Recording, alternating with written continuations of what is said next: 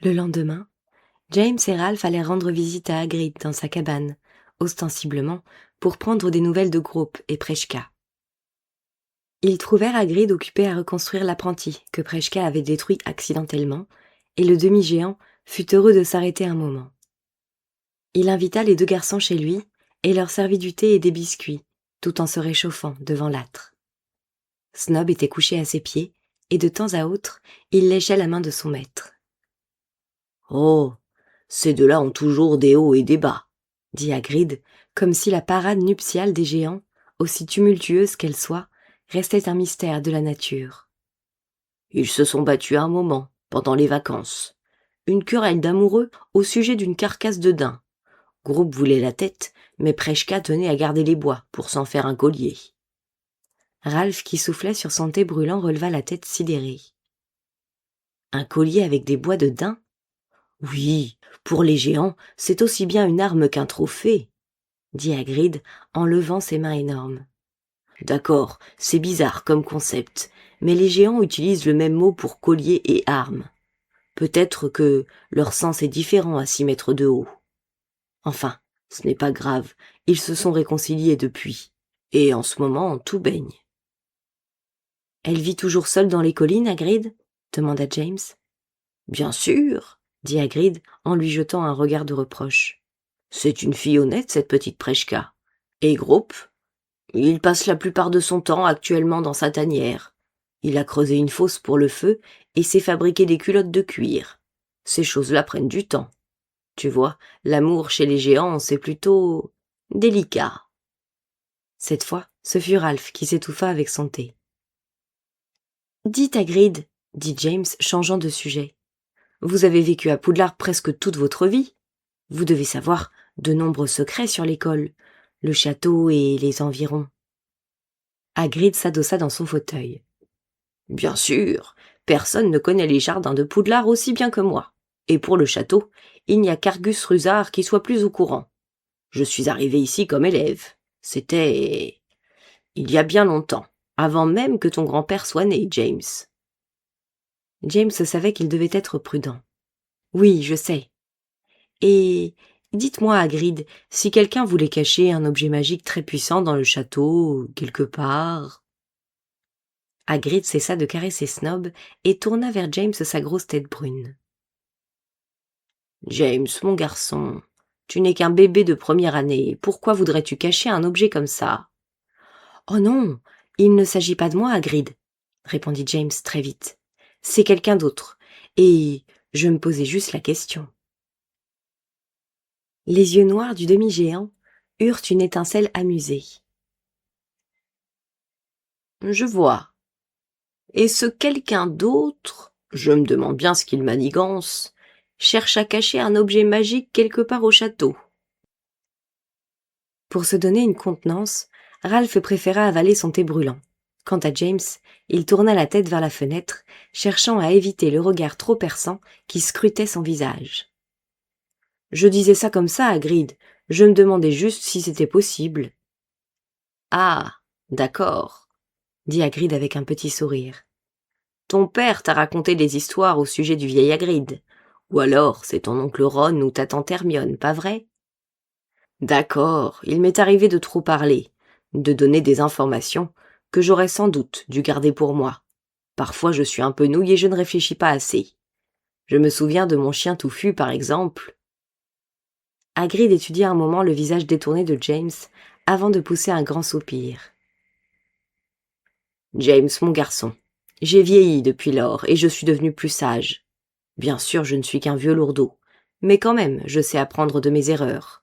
Tu sais, ton père m'a prévenu que tu risquais de faire des bêtises, et il m'a demandé de te garder à l'œil, surtout après avoir remarqué que tu avais emprunté sa cape d'invisibilité et la carte du maraudeur.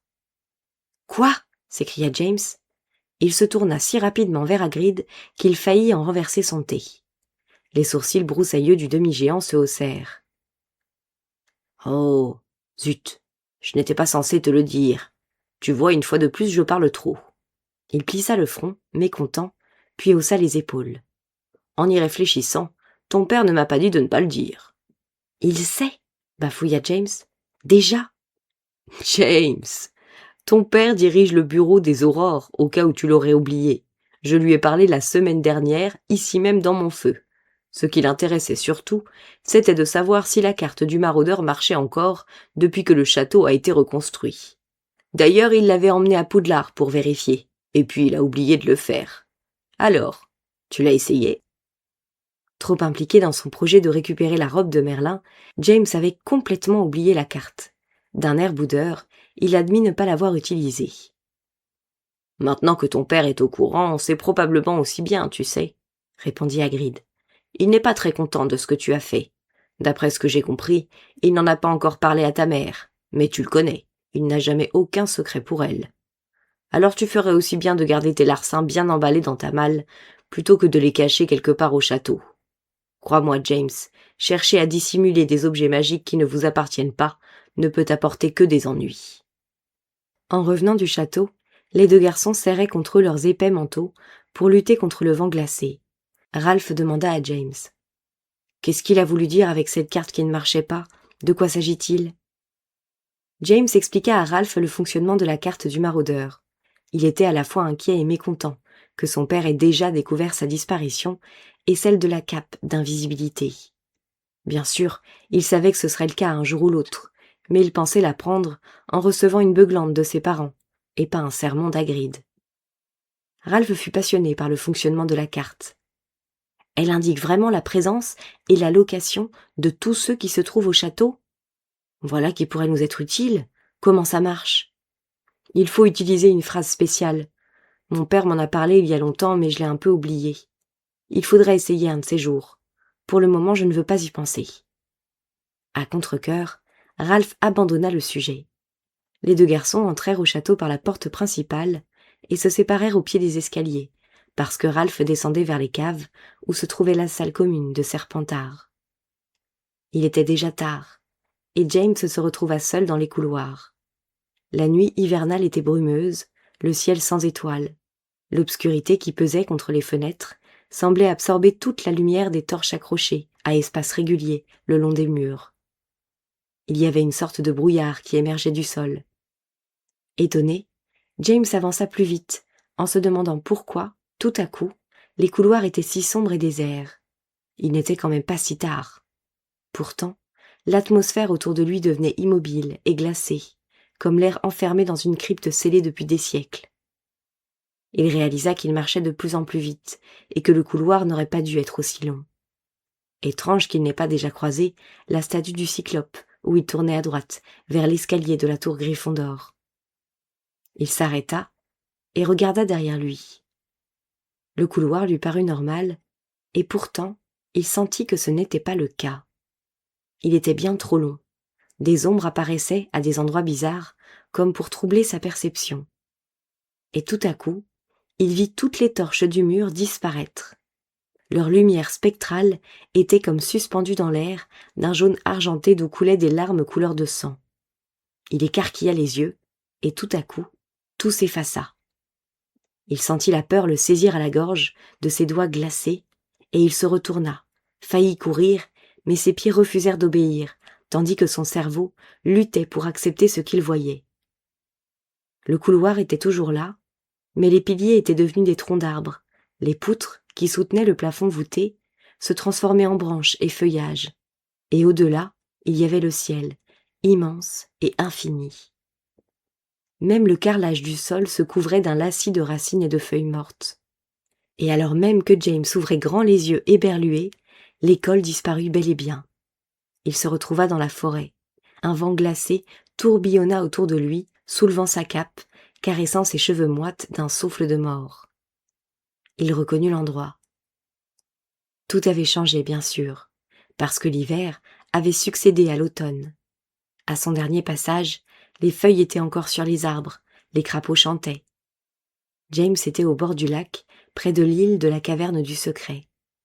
Les arbres gémirent, frottant leurs branches nues au gré des rafales, et le son ressemblait au gémissement rauque d'un géant endormi, aux prises avec un cauchemar.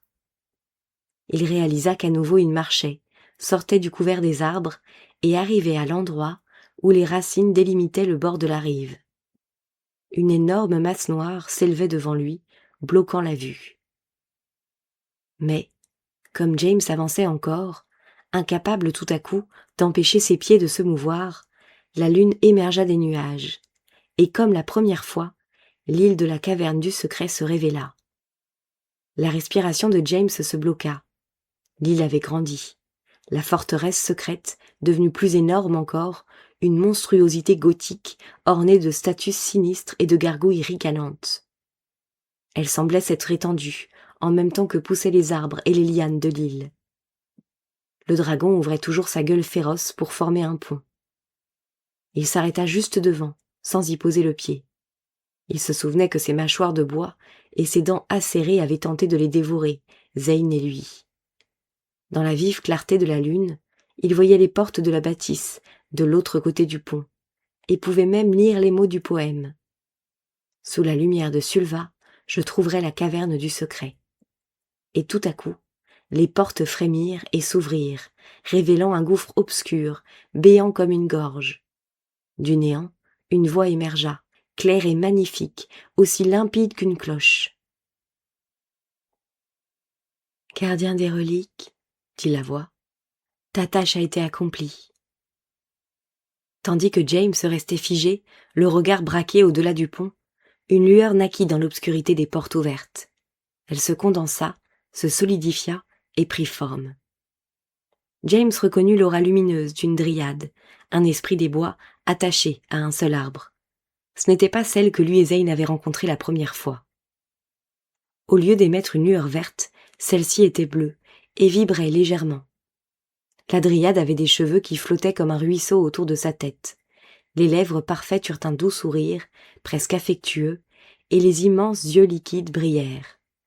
« Tu as accompli ton rôle, » dit-elle d'une voix rêveuse et hypnotique qui ressemblait à celle de la première dryade. « Tu ne dois pas garder la relique. Ce devoir ne t'appartient pas. Ramène-la nous. Nous en sommes les gardiens. Nous en avons fait le vœu depuis le premier jour.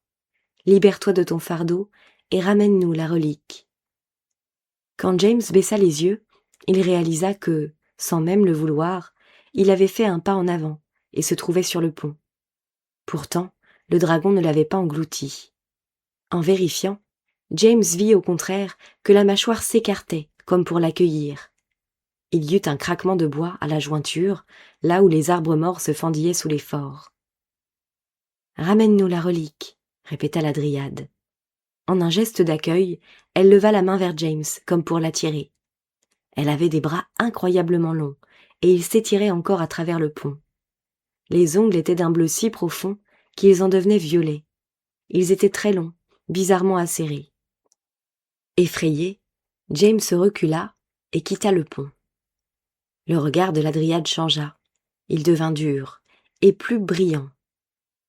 « Ramène-nous la relique, » dit-elle une fois de plus, et sa voix aussi était différente, toute musique en avait disparu. « Elle n'est pas à toi, son pouvoir te détruirait, et vous détruirez tous. Ramène-la moi avant qu'elle ne cause ta perte. La relique détruit ceux dont elle n'a pas besoin, et tu lui es devenu inutile. Ramène-la moi avant qu'elle ne décide de se choisir un autre vecteur. Ramène-la moi pendant que tu le peux encore. » Cette fois, les longs bras avaient traversé le pont, et il fut certain que s'il tendait la main, il les toucherait. Il recula encore, se coinça le pied dans une racine et perdit l'équilibre. Il tendit la main pour essayer de se raccrocher, en vain, et tomba sur quelque chose de dur. Quand il chercha à se relever, il réalisa qu'il s'agissait d'un mur de pierre. À 1 mètre au-dessus, une torche crépitait dans son support. Il regarda autour de lui. Il était à nouveau dans le couloir de Poudlard. Tout paraissait normal, comme d'habitude, chaleureux, tranquille. Il se demanda s'il était réellement parti. Une fois encore, son regard fouilla dans toutes les directions. Devant lui, à l'endroit habituel, il y avait la statue du cyclope. L'ambiance maléfique avait disparu. Il réalisa qu'il avait sans doute vécu une nouvelle vision, comme la première. Il sentait encore le vent glacé de la forêt, enfoui dans les plis de sa cape. Quand il baissa les yeux, il vit de la boue sur ses chaussures, celles qu'on trouvait au bord du lac. Il frissonna puis reprit sa route, et courut tout le reste du chemin, escaladant les marches 2 à la fois, jusqu'à la salle commune de Gryffondor. Il était certain que quelque chose voulait récupérer la robe de Merlin. Il ne savait pas exactement quoi ou qui. Heureusement, la relique se trouvait à l'abri dans le sac de Jackson dans sa malle. Après ce qu'il avait expérimenté en touchant le tissu, il n'avait plus envie de ressortir la relique de sa malle, du moins pas avant de la remettre à son père et aux autres aurores au moment voulu. Il avait le sentiment que c'était encore prématuré, mais ce serait pour bientôt. En attendant, James n'avait pas la moindre intention d'obéir à un fantôme suspect, esprit des bois ou pas. Avec cette décision fermement ancrée en lui, il monta l'escalier jusqu'au dortoir et se prépara à se coucher. Pourtant, longtemps après s'être enfoui sous les couvertures, dans le souffle du vent derrière sa fenêtre, il entendait toujours le murmure de la voix qui l'implorait encore et encore. « Ramène-nous la relique. Ramène-la, pendant que tu le peux encore. » Cette voix le glaçait de terreur, et quand il s'endormit enfin, il rêva d'yeux merveilleux et hantés, et de trop longs bras aux mains fines et aux ongles violets acérés. Le vendredi suivant, durant son cours de botanique, il fut amusé de voir que Neville Londubat avait récupéré le péché créé par Ralph en métamorphose. Devenu plutôt encombrant, l'arbre était désormais dans l'une des serres. « Dire qu'il provient d'une banane », dit Neville à James après le cours. « Oui, et Ralph a été aussi surpris que nous tous en le voyant. Il est vraiment étonnant, mais il a du mal à accepter son pouvoir. D'après certains Serpentards, il doit y avoir de très puissants sorciers dans ses ancêtres. C'est possible, puisque Ralph ignore tout de sa mère. » « Les Serpentards ont toujours de drôles d'idées, » dit Neville avec une amertume qui ne lui ressemblait pas. Un nez moldu peut être un sorcier aussi puissant que le rejeton d'une famille pur sang. Certains préjudices ont vraiment la vie dure. James regarda l'arbre. Il avait beaucoup grandi, bien que ses racines soient toujours accrochées à l'une des tables de la classe. Le professeur avait raison, bien sûr, mais James revoyait le visage de Ralph et son expression horrifiée, le jour où il avait transformé la banane. Ralph n'en avait jamais parlé, mais James avait compris qu'un tel pouvoir l'effrayait. Le lendemain, une nouvelle rencontre eut lieu sur le terrain de Quidditch. Gryffondor contre Serpentard. Il était assis sur les gradins avec les autres Gryffondor, mais aussi Zane et Sabrina Hildegarde. Ne voulant pas s'aliéner ses nouveaux amis Serpentards, Ralph avait pris place dans les gradins d'en face, sous le drapeau vert et argent. James croisa son regard et agita la main. Ralph lui rendit son salut, mais discrètement, après s'être assuré que personne ne le verrait. En dessous, sur le terrain, les deux capitaines discutaient avec Cabe Ridcully, qui, comme toujours, leur rappelait les règles avant de les faire se serrer la main, des traditions auxquelles personne ne prêtait réellement attention. James regarda Justin Kennelly et Tabitha Corsica accomplir le geste requis. Même de loin, James remarqua le sourire chaleureux qui animait le visage magnifique de la jeune sorcière. Puis, les deux capitaines s'écartèrent et retournèrent dans leur propre stand, sous les gradins de leur maison, tandis que Ridcully restait seul avec le coffre des 4 ballons. Zane mâchonnait avec enthousiasme un sac de pop-corn qu'il avait apporté, après avoir convaincu, Dieu sait comment, les elfes de maison d'en préparer pour lui.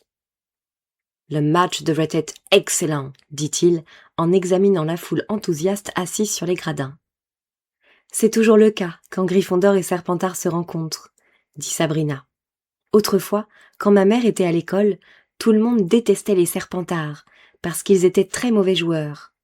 Il y avait un gardien de but, Miles Bletchley, qui était aussi leur capitaine.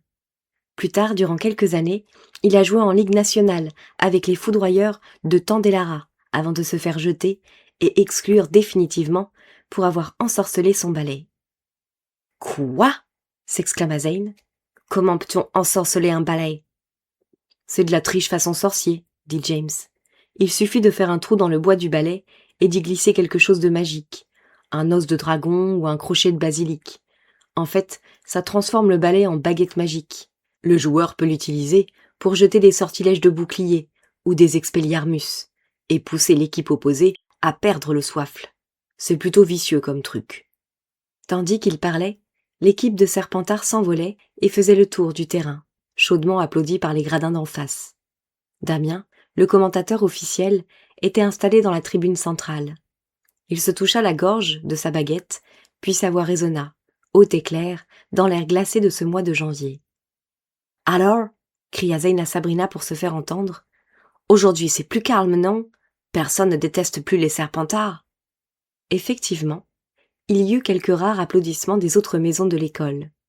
Du côté de Gryffondor seulement, retentissaient des huées et des cris. Ils sont moins violents, mais ils pratiquent quand même une politique de jeu assez particulière. Ils ont un esprit de groupe plutôt oppressant, même si ça se voit moins qu'autrefois. « Je vois ce que tu veux dire, » admit Zeyn. « Quand nous avons joué contre Serpentard, juste avant Noël, le match était tout ce qu'il y a de plus normal. Ridcully n'est pas intervenu une seule fois. Et pourtant, les joueurs étaient un peu trop, je ne sais pas, trop précis. Soit ils ont vraiment de la chance sur un balai, soit ils ont passé un accord avec le diable. » James grinça des dents.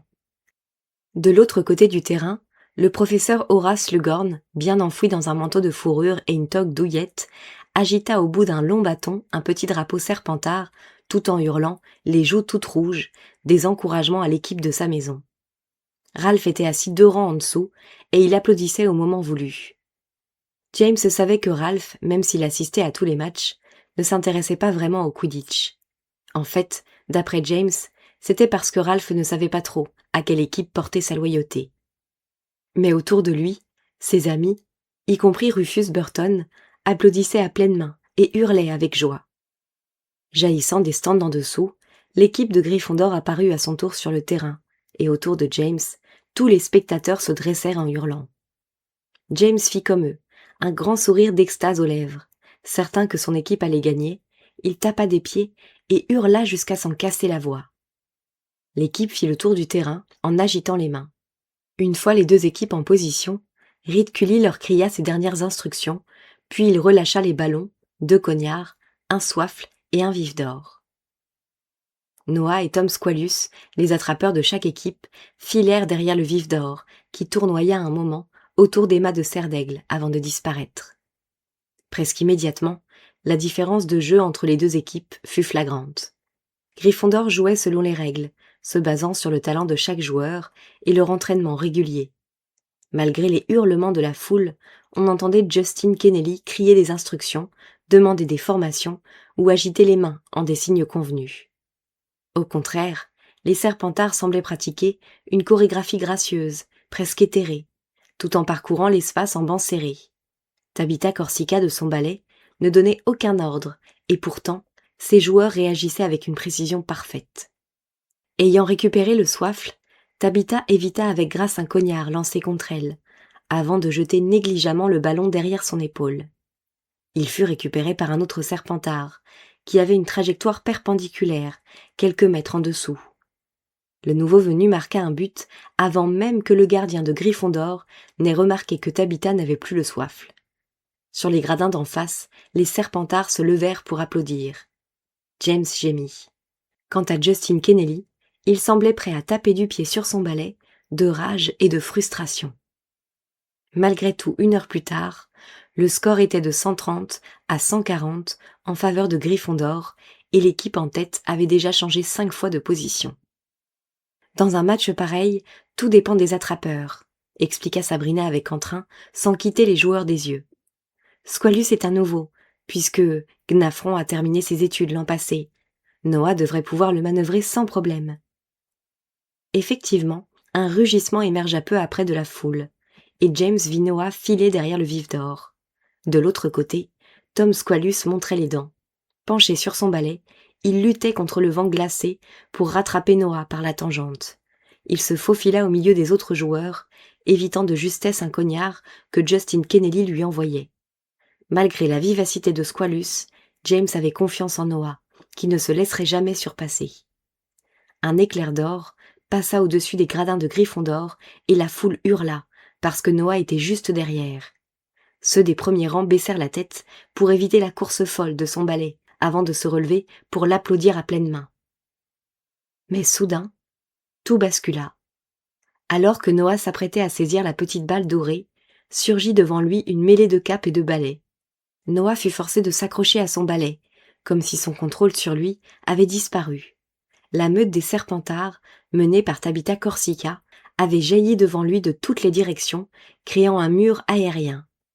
Heurté par un joueur trapu, Noah glissa de côté, perdant prise sur son balai, auquel il resta accroché d'une main. La foule rugit. Tabitha Corsica traversa le mur des Serpentards, qui s'ouvrit devant elle comme un tissu qui se déchire. Sa cape verte flottait en arrière.